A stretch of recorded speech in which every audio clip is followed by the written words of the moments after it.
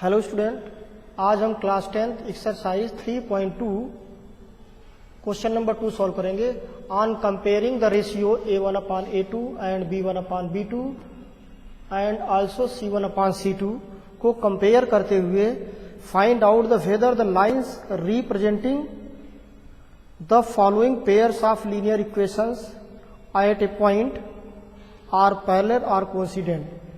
ये हमें देखना है कि लाइंस जो है पैरेलल है कि कोइंसिडेंट है कि यूनिक सोल्यूशन दे रहा है कि एक दूसरे को इंटरसेक्ट कर रहा है, ये पता लगाना है। तो चलिए हम पहला क्वेश्चन शुरू करते हैं। इसका पहला पार्ट है आपका 5x - 4y + 8 = 0, 7x + 6y - 9 = 0।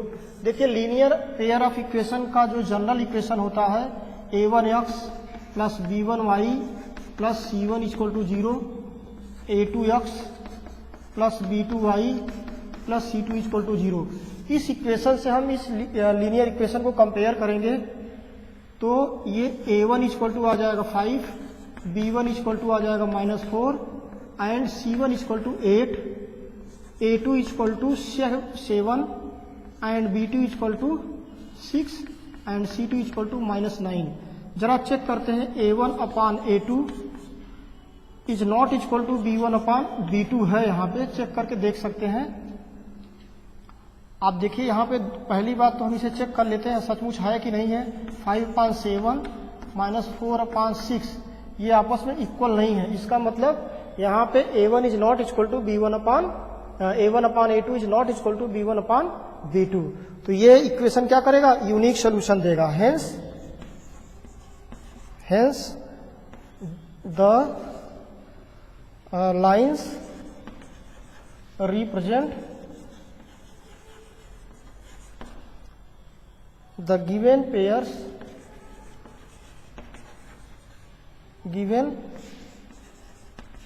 Pairs of equations have unique solution। अगर यूनिक सोल्यूशन दे रहा है इसका मतलब लाइन एक दूसरे को इंटरसेक्ट करेगा एंड बोथ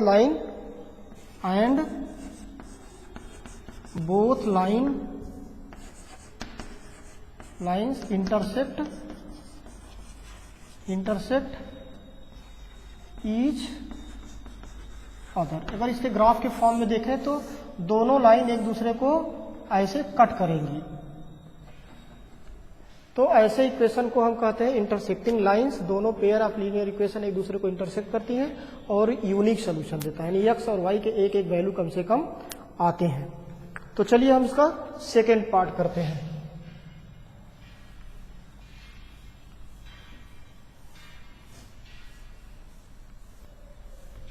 सेकेंड पार्ट करने के लिए क्वेश्चन को नोट करते हैं।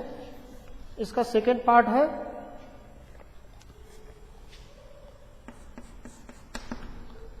9x + 3y + 12 = 0 and 18x + 6y + 24 = 0। इसे भी कंपेयर करेंगे a1/a2, b1/b2 एंड c1/c2।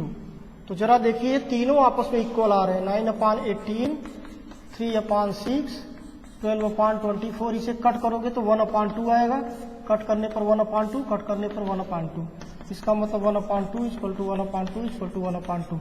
ये तीनों आपस में इक्वल आ रहे हैं, तो ऐसे कंडीशन में लाइन कोइंसिडेंट हो जाता है, कोइंसाइड हो जाता है, एक लाइन दूसरे लाइन को ऊपर टच हो जाती है, बिल्कुल ditto, same to same.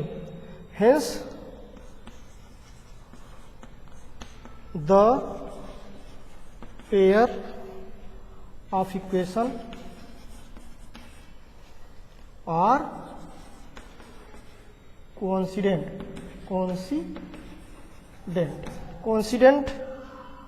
And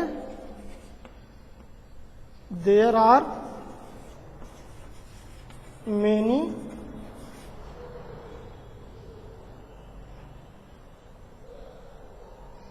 infinite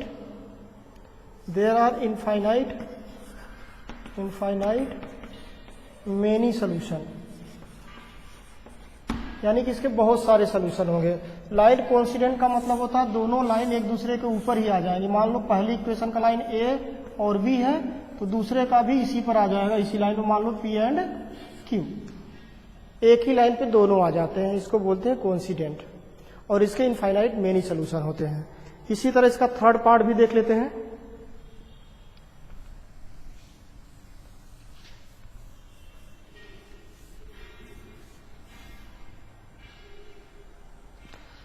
third part में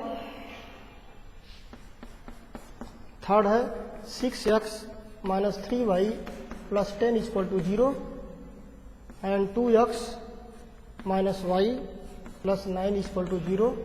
तो यहाँ पे a1 अपान a2, b1 अपान b2,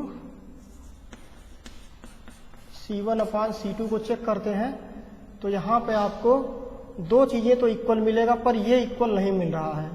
देखिए 6 अपान 2 माइनस 3 अपान 1 और इज नॉट इक्वल टू 10 अपान 9, ये कटने के बाद 3 आ जाता है, माइनस एक नीचे भी है और ये माइनस माइनस कट जाता है, तो 3 इक्वल टू 3 तो आ रहा है, पर ये नॉट इक्वल टू 10 अपान 9 के आ रहा है, यानी कि इसमें ये दोनों तो इक्वल है पर ये नहीं इक्वल है।